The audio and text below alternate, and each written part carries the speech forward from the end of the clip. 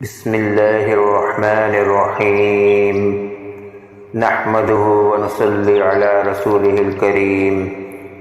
حلیمہ سعدیہ رضی اللہ عنہا کی گود میں اس زمانے میں عرب کا دستور یہ تھا کہ جب ان کے ہاں کوئی بچہ پیدا ہوتا تو وہ دیہات سے آنے والی دائیوں کے حوالے کر دیتے تھے تاکہ دیہات میں بچے کی نشو و نما بہتر ہو اور وہ خالص عربی زبان سیکھ سکے۔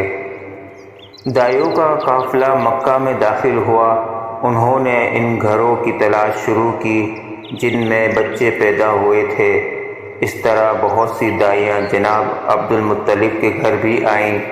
نبی کریم صلی اللہ علیہ وسلم کو دیکھا، لیکن جب انہیں معلوم ہوا کہ یہ بچہ تو یتیم پیدا ہوا ہے تو اس خیال سے چھوڑ کر آگے بڑھ گئے کہ یتیم بچے کے گھر آنے سے انہیں کیا ملے گا۔ اس طرح دائیاں آتی رہیں جاتی رہیں، کسی نے آپ کو دودھ پلانا منظور نہ کیا، اور کرتی بھی کیسے؟ یہ سعادت تو حضرت حلیمہ رضی اللہ عنہا کے حصے میں آنا تھی۔ جب حلیمہ رضی اللہ عنہا مکہ پہنچی تو انہیں معلوم ہوا سب عورتوں کو کوئی نہ کوئی بچہ مل گیا ہے اور اب صرف وہ بغیر بچے کے رہ گئی ہے، اور اب کوئی بچہ باقی نہیں بچا۔ ہاں، ایک یتیم بچہ ضرور باقی ہے جسے دوسری عورتیں چھوڑ گئی ہیں۔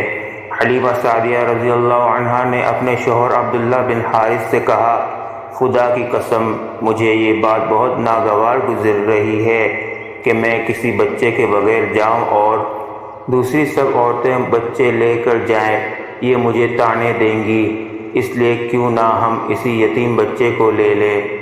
عبداللہ بن حارث بولے، کوئی حرج نہیں، ہو سکتا ہے اللہ اسی بچے کے ذریعے ہمیں خیر و برکت عطا فرما دے۔ چنانچہ حضرت حلیمہ سعدیہ رضی اللہ عنہا عبد المطلب کے گھر گئیں۔ جناب عبد المطلب اور حضرت آمنہ نے انہیں خوش آمدید کہا۔ پھر آمنہ انہیں بچے کے پاس لے آئیں۔ آپ اس وقت ایک اونی چادر میں لپٹے ہوئے تھے، وہ چادر سفید رنگ کی تھی۔ آپ کے نیچے ایک سبز رنگ کا ریشمی کپڑا تھا۔ آپ سیدھے لیٹے ہوئے تھے۔ آپ کے سانس کی آواز کے ساتھ مشک کی سی خوشبو نکل کر پھیل رہی تھی۔ حلیمہ سعدیہ رضی اللہ عنہا آپ کے حسن و جمال کو دیکھ کر حیرت زدہ ہو گئی۔ آپ اس وقت سوئے ہوئے تھے، انہوں نے جگانا مناسب نہ سمجھا، لیکن جوں ہی انہوں نے پیار سے اپنا ہاتھ آپ کے سینے پر رکھا، آپ مسکرا دیے اور آنکھیں کھول کر ان کی طرف دیکھنے لگے۔ حضرت حلیمہ سعدیہ رضی اللہ عنہا فرماتی ہیں، میں نے دیکھا آپ کی آنکھوں سے ایک نور نکلا جو آسمان تک پہنچ گیا۔ میں نے آپ کو گود میں اٹھا کر آپ کی دونوں آنکھوں کے درمیانی جگہ پر پیار کیا۔ پھر میں نے آپ کی والدہ اور عبد المطلب سے اجازت چاہی، بچے کو لیے قافلے میں آئی۔ میں نے آپ کو دودھ پلانے کے لیے گود میں لٹایا تو آپ دائیں طرف سے دودھ پینے لگے۔ پہلے میں نے بائیں طرف دودھ پلانا چاہا، لیکن آپ نے اس طرف دودھ نہ پیا۔ دائیں طرف سے آپ فوراً دودھ پینے لگے۔ بعد میں بھی آپ کی یہی عادت رہی، آپ صرف دائیں طرف سے دودھ پیتے رہے، بائیں طرف سے میرا بچہ دودھ پیتا رہا۔ پھر قافلہ روانہ ہوا۔ حلیمہ سعدیہ رضی اللہ عنہا فرماتی ہیں، میں اپنے خچر پر سوار ہوئی، آپ کو ساتھ لے لیا۔ اب جو ہمارا خچر چلا تو اس قدر تیز چلا کہ اس نے پورے قافلے کی سواریوں کو پیچھے چھوڑ دیا۔ پہلے وہ مریل ہونے کی بنا پر سب سے پیچھے رہتا تھا۔ میری ساتھی خواتین حیرانگی سے مجھ سے مخاطب ہوئیں، اے حلیمہ، یہ آج کیا ہو رہا ہے؟ تمہارا خچر اس قدر تیز کیسے چل رہا ہے؟ کیا یہ وہی خچر ہے جس پر تم آئی تھی اور جس کے لیے ایک ایک قدم اٹھانا مشکل تھا؟ جواب میں نے ان سے کہا، بے شک یہ وہی خچر ہے، اللہ کی قسم اس کا معاملہ عجیب ہے۔ پھر یہ لوگ بنو سعد کی بستی پہنچ گئے۔ ان دنوں یہ علاقہ خوش اور قحط زدہ تھا۔ حلیمہ سعدیہ رضی اللہ عنہا فرماتی ہیں، اس شام جب ہماری بکریاں چر کر واپس آئیں تو ان کے تھن دودھ سے بھرے ہوئے تھے، جبکہ اس سے پہلے ایسا نہیں تھا۔ ان میں سے دودھ بہت مشکل سے نکلتا تھا۔ ہم نے اس دن اپنی بکریوں کا دودھ دوہا تو ہمارے سارے برتن بھر گئے اور ہم نے جان لیا کہ یہ ساری برکت اس بچے کی وجہ سے ہے۔ آس پاس کی عورتوں میں بھی یہ بات پھیل گئی۔ ان کی بکریاں بدستور بہت کم دودھ دے رہی تھی۔ غرض ہمارے گھر میں ہر طرف ہر چیز میں برکت نظر آنے لگی۔ دوسرے لوگ تعجب میں رہے۔ اس طرح 2 ماہ گزر گئے۔ 2 ماہ ہی میں آپ چلنے پھرنے لگے۔ آپ 8 ماہ کے ہوئے تو باتیں کرنے لگے اور آپ کی باتیں سمجھ میں آتی تھی۔ 9 ماہ کی عمر میں تو آپ بہت صاف گفتگو کرنے لگے۔ اس دوران آپ کی بہت سی برکات دیکھنے میں آئی۔ حلیمہ سعدیہ فرماتی ہیں، جب میں آپ کو اپنے گھر لے آئی تو بنو سعد کا کوئی گھرانہ ایسا نہ تھا جس سے مشک کی خوشبو نہ آتی ہو۔ اس طرح سب لوگ آپ سے محبت کرنے لگے۔ جب ہم نے آپ کا دودھ چھرایا تو آپ کی زبان مبارک سے یہ الفاظ نکلے، اللہ اکبر کبیرہ والحمد للہ کثیرہ وسبحان اللہ بکرۃ واصیلا، یعنی اللہ بہت بڑا ہے، اللہ تعالیٰ کے لیے بے حد تعریف ہے اور اس کے لیے صبح اور شام کی پاکی ہے۔ پھر جب آپ 2 سال کے ہو گئے تو ہم آپ کو لے کر آپ کی والدہ کے پاس آئے۔ اس عمر کو پہنچنے کے بعد بچوں کو ان کے ماں باپ کے حوالے کر دیا جاتا تھا۔ ادھر ہم آپ کی برکات دیکھ چکے تھے اور ہماری آرزو تھی کہ ابھی آپ کچھ مدت اور ہمارے پاس رہیں۔ چنانچہ ہم نے اس بارے میں آپ کی والدہ سے بات کی۔ ان سے یوں کہا، ہمیں اجازت دیجیے کہ ہم بچے کو 1 سال اور اپنے پاس رکھیں۔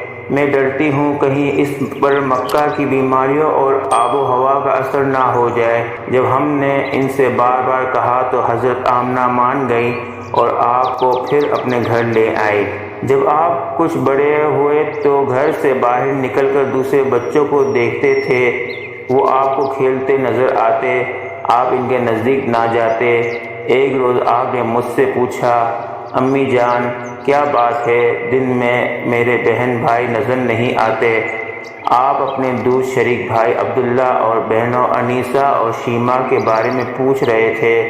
حلیمہ رضی اللہ عنہا فرماتی ہیں، میں نے آپ کو بتایا وہ صبح سویرے بکریاں چرانے جاتے ہیں، شام کے بعد گھر آتے ہیں۔ یہ سن کر آپ نے فرمایا، تب مجھے بھی ان کے ساتھ بھیج دیا کرے۔ اس کے بعد آپ اپنے بھائی بہنوں کے ساتھ جانے لگے۔ آپ خوش جاتے اور واپس آتے۔ ایسے میں ایک دن میرے بچے خوف زدہ انداز میں دوڑتے ہوئے آئے اور گھبرا کر بولے، امی جان جلدی چلیے ورنہ ہمارے بھائی محمد ختم ہو جائیں گے۔ یہ سن کر ہمارے تو ہوش اڑ گئے۔ دوڑ کر وہاں پہنچے۔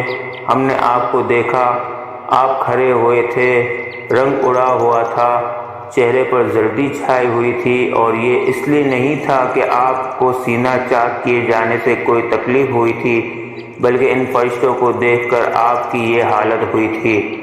حلیمہ سعدیہ رضی اللہ عنہا فرماتی ہیں، ہم نے آپ سے پوچھا کیا ہوا تھا؟ آپ نے بتایا، میرے پاس 2 آدمی آئے، وہ سفید کپڑے پہنے ہوئے تھے، وہ دونوں حضرت جبرائیل اور حضرت میکائیل علیہ السلام تھے۔ ان دونوں میں سے ایک نے کہا، کیا یہ وہی ہے؟ دوسرے نے جواب دیا، ہاں یہ وہی ہے۔ پھر وہ دونوں میرے قریب آئے، انہوں نے مجھے پکڑا اور لٹا دیا۔ اس کے بعد انہوں نے میرا پیٹ چاک کیا اور اس میں سے کوئی چیز تلاش کرنے لگے۔ آخر انہیں وہ چیز مل گئی اور انہوں نے اسے باہر نکال کر پھینک دیا۔ میں نہیں جانتا وہ کیا چیز تھی۔ اس چیز کے بارے میں دوسری روایات میں یہ وضاحت ملتی ہے کہ وہ سیاہ رنگ کا ایک دانہ سا تھا۔ یہ انسان کے جسم میں شیطان کا گھر ہوتا ہے اور شیطان انسان کے بدن میں یہیں سے اثرات ڈالتا ہے۔ حلیمہ سعدیہ رضی اللہ عنہا فرماتی ہیں، پھر ہم آپ کو گھر لے آئے۔ اس وقت میرے شوہر عبداللہ بن حارث نے مجھ سے کہا، حلیمہ مجھے ڈر ہے کہیں اس بچے کو کوئی نقصان نہ پہنچ جائے، اس لیے اس کے گھر والوں کے پاس پہنچا دو۔ میں نے کہا ٹھیک ہے۔ پھر ہم آپ کو لے کر مکہ کی طرف روانہ ہوئے۔ جب میں مکہ کے بالائی علاقے میں پہنچی تو آپ اچانک غائب ہو گئے۔ میں حواس باختہ ہو گئی۔ سبحان ربک رب العزت عما یصفون وسلام علی المرسلین والحمد للہ رب العالمین۔ ملتے ہیں اگلے عنوان میں جس کا نام ہے یہ غالب آئے گا۔ تب تک کے لیے اجازت دیجیے، اللہ حافظ۔